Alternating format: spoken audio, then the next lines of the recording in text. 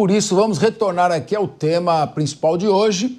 Eu pergunto qual deve ser o futuro da Igreja Católica após a morte do Papa?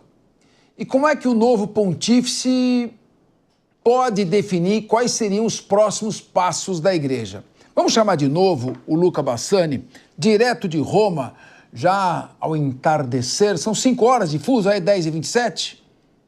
Aqui são 8h30 já. 8h27. Isso. 20h27. Isso. Se eu fosse bom de matemática, eu não tinha feito direito. Meu querido Luca Bassani, a minha pergunta a você é a seguinte, vai um pouco, o Rodolfo Maris chegou a levantar essa questão.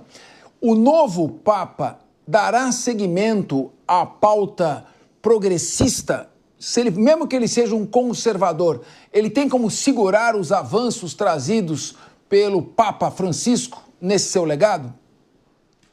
Olha, Capeza, é importante a gente dizer que a distinção entre os cardeais, ela se dá em aqueles que são reformistas e outros que são tradicionalistas. Mas é importante dizer que um Papa reformista, ele pode defender reformas em certos aspectos e não em outros. Então, quando a gente tenta trazer a direita e a esquerda para a discussão religiosa, a discussão litúrgica, ela acaba muitas vezes não se aplicando de forma perfeita. É importante a gente dizer que o Papa Francisco, ele era um Papa reformista, progressista em quase todas as frentes, e temos alguns cardeais nomeados por ele que defendem também a proteção do meio ambiente ou defendem a maior justiça social, o pagamento de dívidas históricas dos países europeus com a África, com a América Latina, com a Ásia, mas em questões do comportamento, em questões relacionadas aos direitos dos LGBTs, da comunhão aos divorciados, ao aborto, aí são muito mais conservadores e não são, então, convergentes com a visão de Francisco. É importante a gente ter esta noção. Tem aqueles que são mais conservadores e tradicionalistas, que querem manter a igreja como ela era, talvez, no século XX, aquilo que representava, talvez, Bento XVI, Joseph Ratzinger, aquilo que representava, talvez, a Igreja Católica antes do Concílio Vaticano II, que teve na década de 60, né, entre 68 e 70, aí, do Papa João XXIII.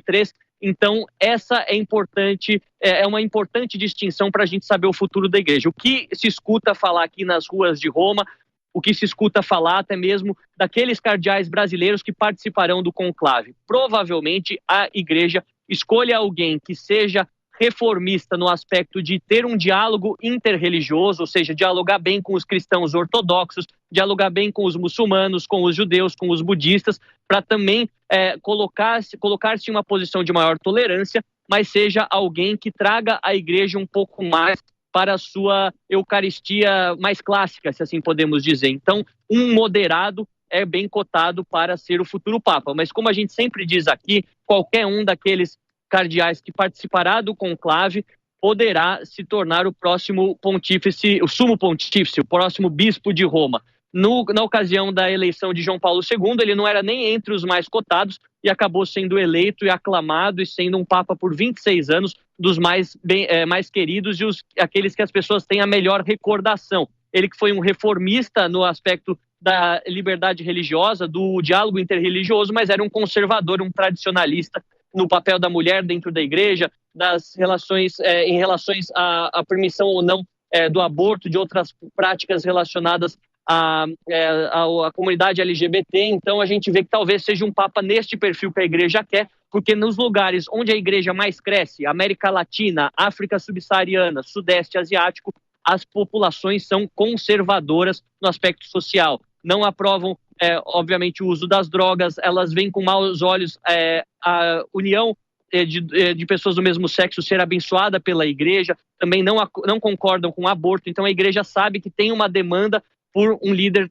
talvez mais conservador nos locais onde tem maior crescimento demográfico dos fiéis católicos. Essa é uma resposta que teremos só daqui talvez 20 dias, 30 dias, mas que será especulada com os vários nomes dos cardeais à medida que eles vão chegando à Santa Sede e vão também concedendo entrevistas para sabermos onde que a opinião pública vai apontar. Essa que também é importante na decisão do conclave, apesar do isolamento absoluto ao qual são submetidos os cardeais durante o período do conclave.